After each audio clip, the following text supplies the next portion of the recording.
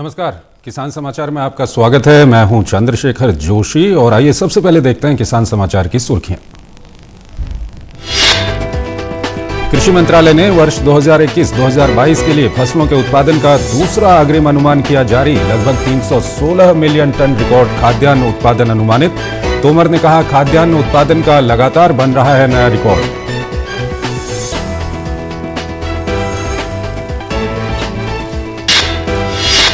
PM Modi ने बुधवार को टेरी के विश्व सतत विकास शिखर सम्मेलन में दिया उद्घाटन भाषण। कहा, 2015 से अब तक लगभग 11 मिलियन हेक्टेयर से अधिक क्षेत्र को फिर से बनाया गया उपजाऊ।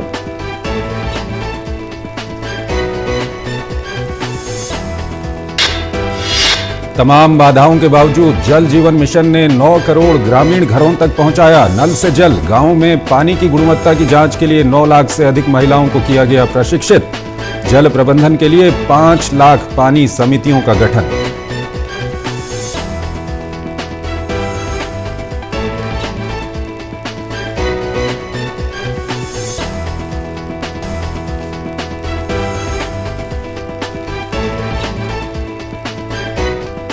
और आइए अब खबरों को विस्तार से देखते हैं। कृषि मंत्रालय के द्वारा 316 मिलियन टन रिकॉर्ड अनुमानित खाद्यान्न उत्पादन का अनुमान जारी किया गया है। कृषि मंत्रालय ने 2021-2022 के लिए फसलों के उत्पादन के लिए दूसरे अग्रिम अनुमान को जारी किया है और लगभग 316 मिलियन टन रिकॉर्ड खाद्यान्न उत्पादन का अनुमान जताया गया है। कृषि मंत्री नरेंद्र सिंह तोमर ने कहा, खाद्यान्न उत्पादन का लगातार नया रिकॉर्ड बन रहा है। किसान भाइयों की कड़ी मेहनत, वैज्ञानिकों के कुशल अनुसंधान और सरकार की किसान हितैषी नीतियों का ये परिणाम है, ये कहा गया है। और वहीं अगर खाद्यान्न की बात करें तो लगभग 316 मिलियन टन का अनुमान व्यक्त किया गया है, जिसमें से चावल और पोषक मोटे अनाज की बात करें तो लगभग 50 मिलियन टन, मक्का लगभग 32 मिलियन टन, दलहन की बात करें तो लगभग 26 मिलियन टन और वहीं तूर लगभग 4 मिलियन टन का अनुमान व्यक्त किया गया है। चना की बात करें तो लगभग 13 मिलियन टन का अनुमान व्यक्त किया गया है। वहीं तिलहन के लिए लगभग 37 मिलियन टन का अनुमान व्यक्त किया गया है। मूंगफली के लिए लगभग 10 मिलियन टन, सोयाबीन के लिए लगभग 13 मिलियन टन और वहीं रेपसीड एवं सरसों लगभग 11 मिलियन टन का अनुमान इसके लिए व्यक्त किया गया है। गन्ने के लिए 414 मिलियन टन का अनुमान व्यक्त किया गया है। कपास की बात करें तो लगभग 34 मिलियन गांठें प्रति 170 किलोग्राम। पटसन एवं दूसरे खाद्यान्नों की अगर हम बात करें और 2021 और 22 के लिए जो अग्रिम अनुमान है, देश के कुल खाद्यान्न उत्पादन का रिकॉर्ड 316.06 मिलियन टन का ये अनुमान है और 16, 17 और 20-21 की अगर हम बात करें तो चावल का कुल उत्पादन 127.93 मिलियन टन का अनुमान व्यक्त किया गया है। ये विगत 5 वर्षों के लगभग 116 मिलियन टन औसत उत्पादन की तुलना में 11.49 मिलियन टन अधिक है। वर्ष 2021-22 के दौरान गेहूं का कुल उत्पादन रिकॉर्ड 111.32 मिलियन टन का अनुमान व्यक्त किया गया है। 5 वर्षों के लगभग 104 मिलियन टन औसत उत्पादन की तुलना में लगभग 7 मिलियन टन ये अधिक है। पोषक और मोटे अनाजों का उत्पादन 50 मिलियन टन अनुमानित है लगभग, और ये औसत उत्पादन की तुलना में लगभग 3 मिलियन टन अधिक है। 21-22 के दौरान कुल दलहन उत्पादन लगभग 26 मिलियन टन अनुमानित है और ये विगत 5 वर्षों के लगभग 24 मिलियन टन औसत उत्पादन की तुलना में लगभग 3 मिलियन टन अधिक है। वहीं 21-22 के दौरान देश में कुल तिलहन उत्पादन लगभग 37 मिलियन टन अनुमानित है, जो वर्ष 2020-21 के दौरान लगभग 36 मिलियन टन उत्पादन की तुलना में 1 मिलियन टन अधिक है। वहीं 21-22 के दौरान तिलहनों का उत्पादन औसत तिलहन उत्पादन की तुलना में लगभग 4 मिलियन टन अधिक है और 21-22 के दौरान देश में गन्ने का उत्पादन लगभग 414 मिलियन टन अनुमानित है। और ये 373.46 मिलियन टन औसत गन्ना उत्पादन की तुलना में लगभग 41 मिलियन टन अधिक है। और वहीं कपास की बात करें तो 34 मिलियन गांठें जो प्रति 170 किलोग्राम में होती हैं, ये अनुमानित है। लगभग 33 मिलियन गांठें औसत उत्पादन की तुलना में पिछले बार से ये 1.12 मिलियन गांठें अधिक है। वहीं पटसन व मेस्ता का उत्पादन लगभग 10 मिलियन गांठें प्रति 180 किलोग्राम अनुमानित है।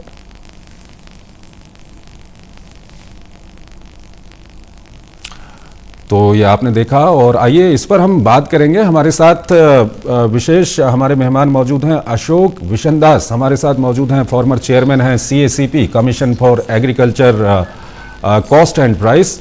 अशोक जी, स्वागत है आपका हमारे इस बुलेटिन में। सबसे पहले ये बताइए कि ये जो अनुमान व्यक्त किया गया है, किस तरह से आप इसको देखते हैं?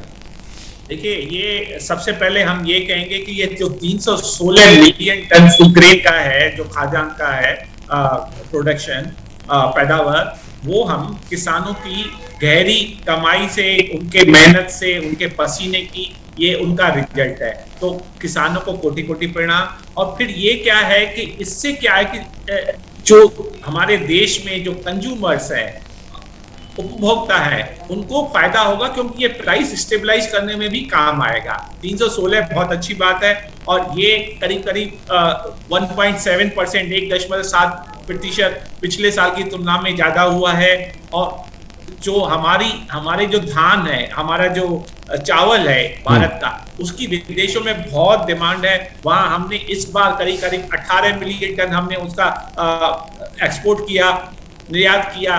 तो ये है कि अगर हमारा पैदावार ज्यादा है, और आप अगर चावल के देखेंगे तो 127 मिलियन टन से भी ज्यादा हुआ, वो सारे पिछले रिकॉर्डों को तोड़ चुका है।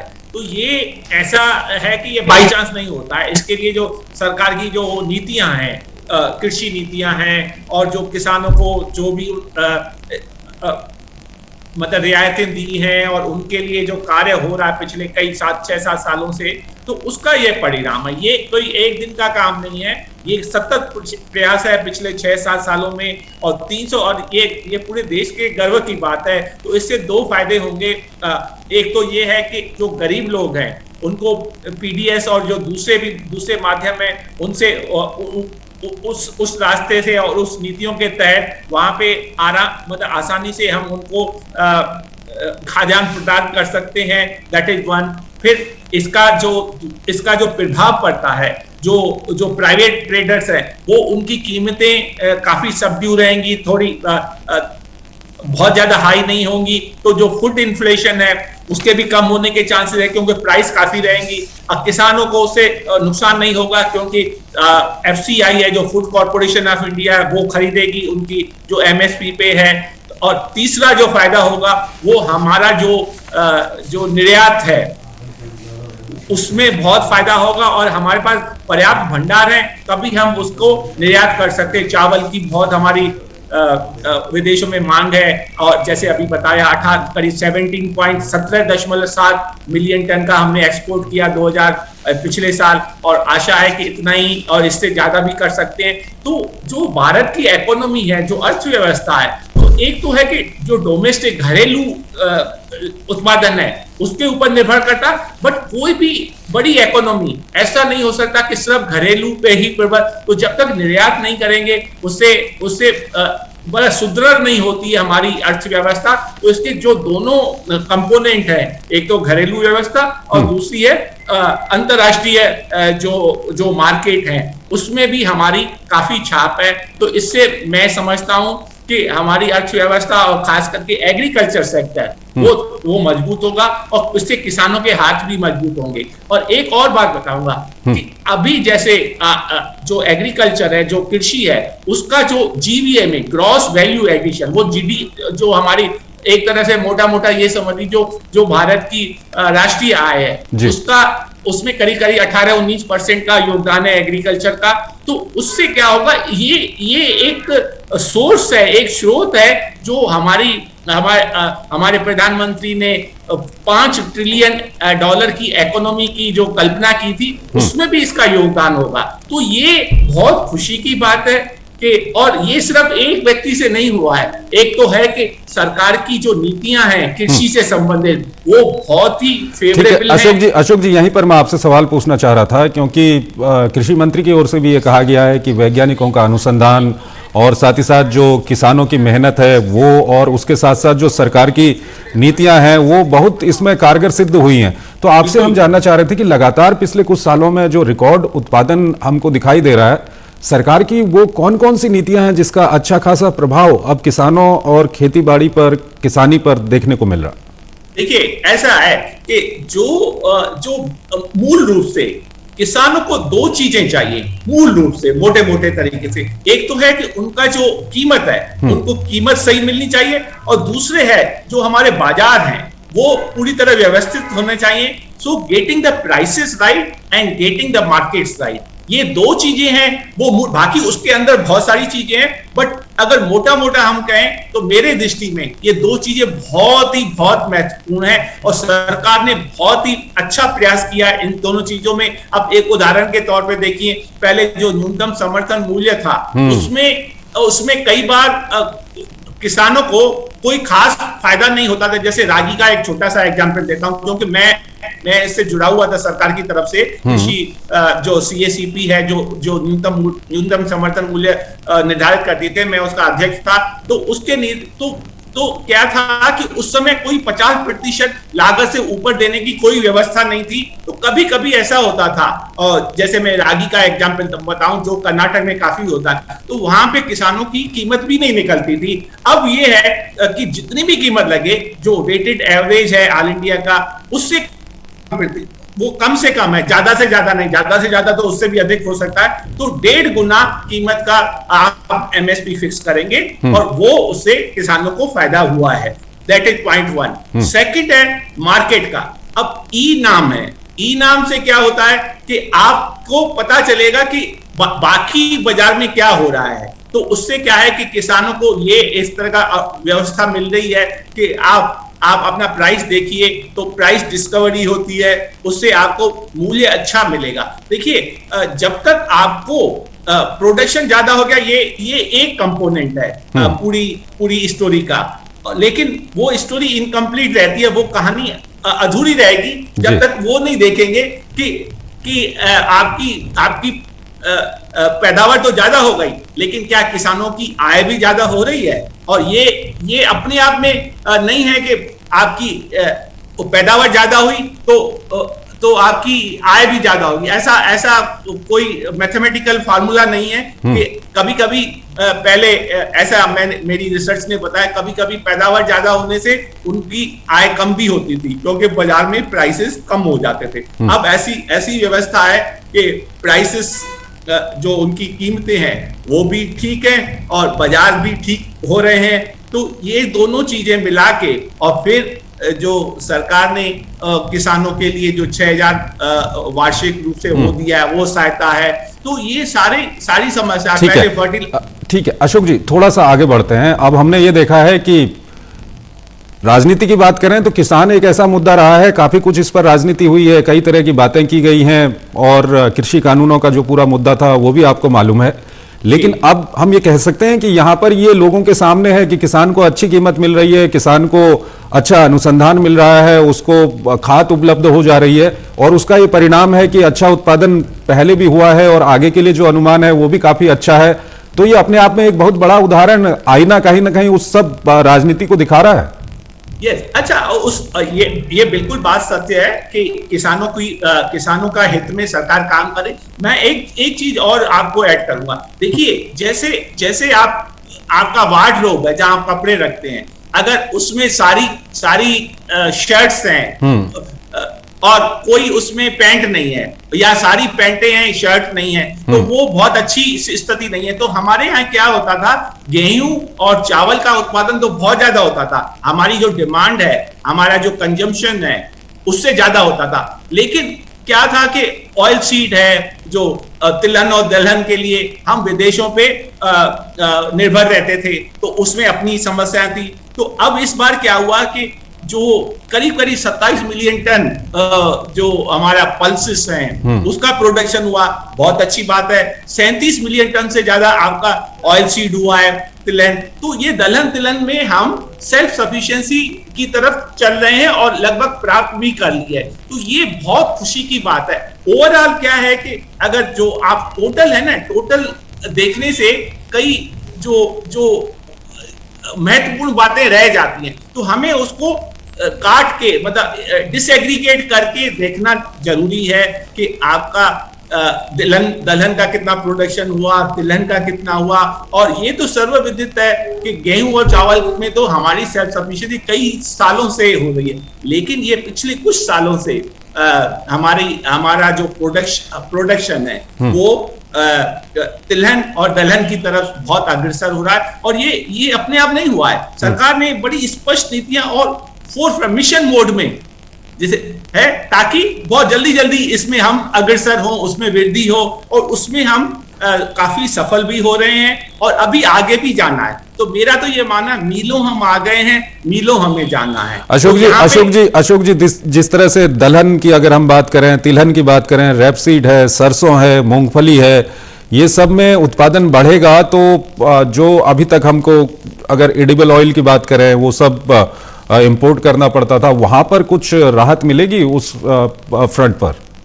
थोड़ा सा मिलेगा, क्योंकि ये जो देखिए दो चीजें मुख्य है, दलहन और तिलहन। तो जो दालों में हमारी तो लगभग जो 27 मिलियन टन है, हमारा कंजप्शन करीब 25-26 मिलियन टन में होता है पूरे इंडिया में, और पहले होता था 22-23 के आसपास। तो हमें करीब 3 मिलियन टन बहुत बड़ा प्रोडक्शन का जो भाग है वो हमें दूसरे देशों से मंगाना पड़ता था। तो वो बहुत अच्छी बात नहीं थी, उसमें तो हमारी आत्मनिर्भर हो चुके हैं। लेकिन जहां तक तिलहन का सवाल है, वहां पे हमें और आगे बढ़ना है। हमारा ये जो है अभी जो करीब 37 मिलियन से थोड़ा सा ज्यादा हुआ है उत्पादन, वो अच्छी बात है, लेकिन तब भी हम पर्याप्त नहीं है हमारे लिए। तब भी हमें, लेकिन जो आप आयात करते थे उसका जो कंपोनेंट है वो थोड़ा कम जरूर होगा, लेकिन अभी भी आत्मनिर्भर नहीं हुए, उसमें शायद 2-3 साल लगेंगे। और पाम ऑयल के लिए सरकार ने शुरुआत की है और वो भी मिशन मोड पे कर रहे हैं। 11,000 करोड़ बजट में प्रोवाइड किया हुआ है उसके लिए, और मुझे पूरी आशा है कि उसमें भी अगर हम सेल्फ सफिशिएंसी करेंगे। अब इसमें एक चीज और मैं आपको बताना चाहूंगा। देखिए जो पाम ऑयल है, पाम ऑयल में 2-3 फायदे हैं। एक तो ये है कि पाम ऑयल एक तो सबसे सस्ता है और उसमें कोई ऐसा कई लोगों को भ्रम है कि स्वास्थ्य पे इसका ठीक है अशोक जी दरअसल हमारे पास इस बुलेटिन में वक्त कम है, और आपका बहुत बहुत शुक्रिया। आप दूरदर्शन के इस किसान समाचार में हमारे साथ जुड़े और आपने काफी अच्छी जानकारियां हमारे दर्शकों तक पहुंचाई। तो आने वाले समय में काफी कुछ फायदा इस जो उत्पादन का है इसका लोगों को भी होने वाला है। और आइए अब अगली खबरों की ओर आपको लिए चलते हैं। प्रधानमंत्री नरेंद्र मोदी ने कहा है कि भूमि को फिर से उपजाऊ बनाना उन क्षेत्रों में एक है जिन पर विशेष ध्यान दिया जा रहा है, और 2015 से अब तक देश में 11.5 मिलियन हेक्टेयर से अधिक क्षेत्र को फिर से उपजाऊ बनाया गया है। पीएम मोदी ने बुधवार को वीडियो संदेश के माध्यम से ऊर्जा और संसाधन संस्थान टेरी के विश्व सतत विकास शिखर सम्मेलन में उद्घाटन भाषण दिया।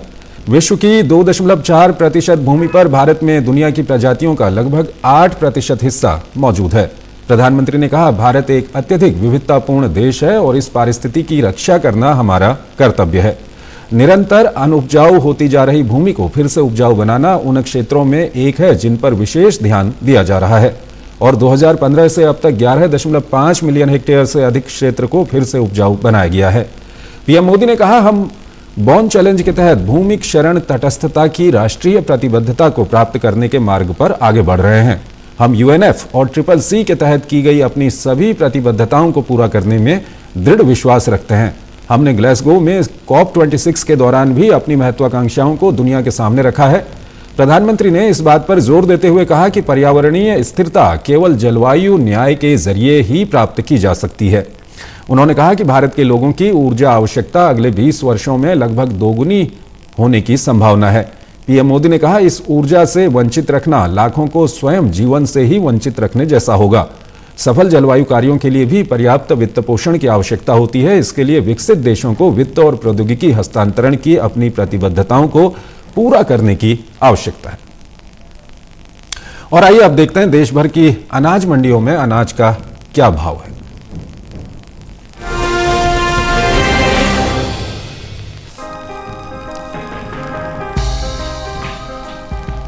साल 2021 में बाजारों में फूलों की मांग में इजाफा हो रहा है। नवंबर महीने के बाद से ही फूलों के भाव आसमान छू रहे हैं। आलम तो ये है कि बाजार में फूलों की बढ़ती मांग को पूरा करना भी मुश्किल हो रहा है।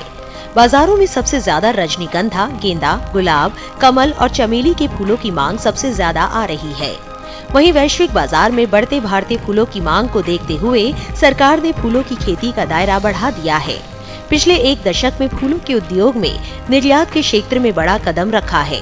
फूलों की खेती से होने वाली आमदनी को देखते हुए ये अब एक आकर्षक व्यवसाय के रूप में उभर रहा है। भारत से फूलों के निर्यात की जिम्मेदारी कृषि एवं प्रसंस्कृत खाद्य उत्पाद निर्यात प्राधिकरण यानी एपिडा की है। फूलों के निर्यात पर नजर डालें तो एपिडा की ओर से जारी ताज़ा आंकड़ों के अनुसार देश से होने वाले फूलों के निर्यात में इस साल बढ़ोतरी हुई है। साल 2021 के अप्रैल से नवंबर के दौरान देश से होने वाला कुल फूलों का निर्यात 17,407 टन के पार पहुंच गया है, जबकि बीते साल की समान अवधि के दौरान फूलों का निर्यात 9,836 टन का ही हुआ था। फूलों की खेती अब व्यावसायिक तौर पर तमिलनाडु, कर्नाटक, पश्चिम बंगाल, आंध्र प्रदेश, उड़ीसा, झारखंड और असम जैसे कई अन्य राज्यों में फूलों की बागवानी की जाती है। कृषि मंत्रालय के अनुसार बीते कुछ सालों के दौरान फूलों की उपज इस तरह से रही है। साल 2019-20 में कट फ्लावर की कुल पैदावार 6,76,000 टन रही थी, जबकि साल 2020-21 के लिए जारी तीसरे अग्रिम अनुमान के मुताबिक कट फ्लावर की कुल उपज 3,37,000 टन घटकर 3,39,000 टन तक रह सकती है। बात अगर लूज फ्लावर की करें तो साल 2019-20 में लूज फ्लावर की कुल पैदावार 23,23,000 टन रही थी।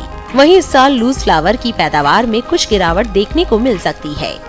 कृषि मंत्रालय के अनुसार इस साल 2020-21 के लिए जारी तीसरे अग्रिम अनुमान के मुताबिक लूज फ्लावर की कुल पैदावार 22,66,000 टन रहने का अनुमान है। और आइए अब कुछ खास खबरों को देख लेते हैं।